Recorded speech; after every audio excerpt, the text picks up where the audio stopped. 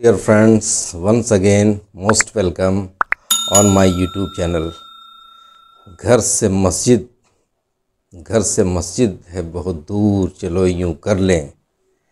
घर से मस्जिद है बहुत दूर, चलो यूं कर लें। किसी रोते हुए बच्चे को हंसाया जाए।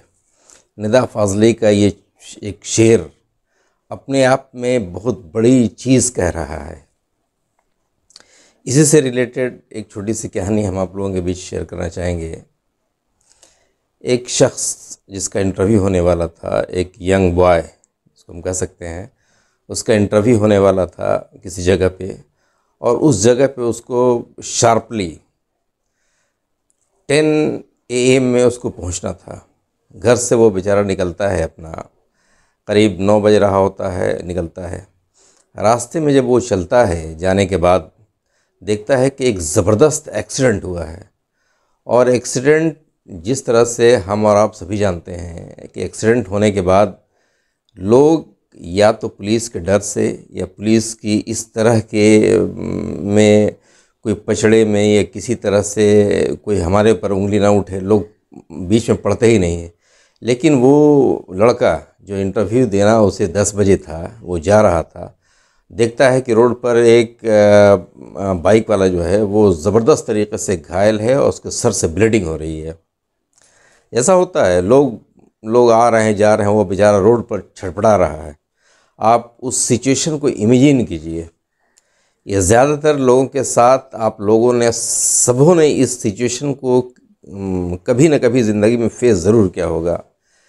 लेकिन उस लड़के ने देखा कि वो छटपटा रहा है, कोई उसकी मदद के लिए, he is asking for help but nobody is stretching his hand to help. खैर, जिसको 10 बजे इंटरव्यू के लिए जाना था वो वहाँ पर जाता है, और जाने के बाद उसको, उस लड़के को हुआ सीरियसली इंजर्ड, वो उठाता है। उसके बाद वो किसी ऑटो वगैरह पर उसको ले आकर और हॉस्पिटल में एडमिट करता है। इन सब चक्कर में वो करीब अप्रॉक्स 10 बज चुका होता है। वो चाहता है कि वो अब सोच रहा है, उसके जहन में ये चीज़ घूम रही है कि हमें 10 बजे तो इंटरव्यू जाना है। अब सोचिए कि उसके करियर का सवाल है, 10 बजे उसे इंटरव्यू बोर्ड के सामने हाजिर होना है, हर हालत में हाजिर होना है। लेकिन वो हॉस्पिटल में जाने के बाद जिस तरह की फॉर्मेलिटीज़ है, लोग पूछने लगते हैं कहाँ पर थे, किस हालत में थे, आपका कौन है, नहीं है, एक सीरीज़ ऑफ क्वेश्चंस उसके सामने राइज हो जाता है। इस तरह करते करते वो करीब वहाँ से 12 बज जाता है। अब सोचिए, 12 बजे वो निकलता है और 12:30 में, after admitting the injured boy, वो 12:30 में इंटरव्यू बोर्ड जहाँ पर उसका इंटरव्यू होना था, इसको काफ़ी कोरिलेट करेंगे तब ज़िंदगी का सही मज़ा आएगा। जब आप इसको कोरिलेट करके अपने आप से देखेंगे तो पता चलेगा कि व्हाट एक्चुअली इज़ लाइफ। वो वहाँ पर जब अपने आप को, वो इंटरव्यू जहाँ पर शुरू होना रहता है, वो 12:30 एंड 12:30 में वो पहुँचता है। अब तो वो, उसको लगता है कि हमारी तो 10 बजे बुलाया गया था, अब हमें जाना चाहिए या ना जाना चाहिए। इस catch-22 के सिचुएशन में वो फंसा रहता है। जाएंगे तब तो इंटरव्यू तो हमारा ऑलरेडी ख़त्म हो चुका रहेगा। जाहिर सी बात है, जब 10 बजे आपको बुलाया गया है और first impression is the last impression, आप उस वक्त बुलाया गया है और 12:30 में आप पहुंच रहे हैं। भले ही आपका इंटेंशन किसी की जान बचाना था, किसी की ज़िंदगी बचानी थी, लेकिन इंटरव्यू बोर्ड तो इसको समझेगा नहीं ना। खैर, वो डरते डरते वो जाता है और वो बेल को एक बार नॉक करता है। वहाँ पे गेट लॉक रहता है, वो नॉक करता है, और नॉक करने के बाद पल्पिटेशन तो इनका हाई है, क्योंकि 10 बजे पहुंचना था, 12:30 में ये पहुंच रहे हैं वहाँ पर। खैर, अंदर से कोई रिप्लाई नहीं आता है, आप इमेजिन करेंगे। और उस लड़के को भी यही लगता है कि हमें 10 बजे बुलाया गया था और हम 12:30 में यहाँ पहुँच रहे हैं, अब क्या होगा हमारा। 10 मिनट तक कोई रिप्लाई नहीं आया। 10 मिनट के बाद अचानक वो खड़ा हुआ वेट करता है, अचानक गेट खुलता है और एक आदमी वहाँ से बाहर निकलता है और बोलता है कि चलिए, आपको, उस लड़के को बोलता है, चलिए आपको साहब अंदर बुला रहे हैं।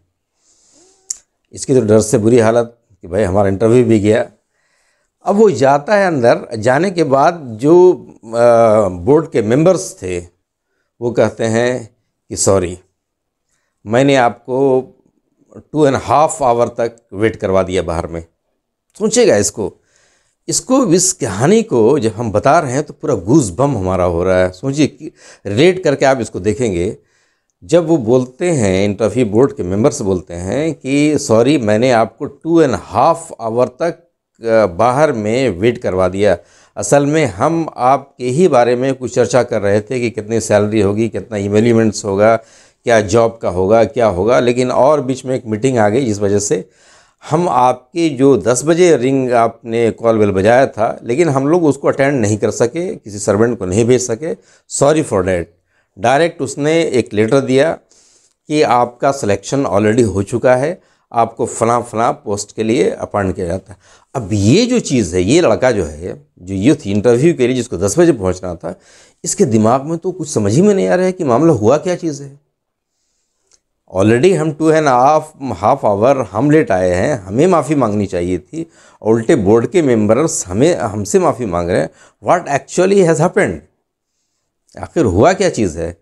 खैर वो चीज़ ये हो गया, उसको जॉब मिल गई। बाद में ये पता चलता है कि एग्जैक्टली 10 बजे जो एक मेल जो प्रोवाइड करता है, मतलब कहीं से पोस्ट आया था, वो देने के लिए कोई